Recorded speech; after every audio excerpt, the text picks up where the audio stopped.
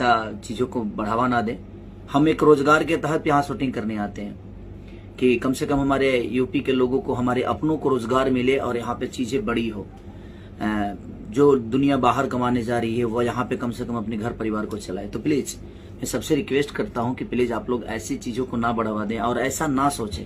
हमारा ऐसा कुछ नहीं है कि हमें आस्था समझ में नहीं आती, हमें समझ में आती है आस्था। भगवान का मतलब भी पता है हमें। तो प्लीज गलत एंगल से किसी वीडियो को आप वायरल मत करिए। आप पूरा एंगल लगाएंगे तब आपको समझ में आएगा। आप अंदर होते तो शायद समझ में आता कि मैंने क्या किया। तो प्लीज जो भी उसको बढ़ावा दे रहे हैं मैं उनसे निवेदन करता हूं कि हमें रोजगार चाहिए। हम रोजगार के तहत इस जगह पे शूट करने आते हैं, अपने शहर में, अपने लोगों के बीच में। तो प्लीज आप उस चीज को बढ़ावा ना दें और जितना आस्था आप समझते हैं उतना आस्था हमें भी समझ में आती है। भगवान का मतलब हमें भी समझ में आता है। तो please thank you so much जितने भी लोग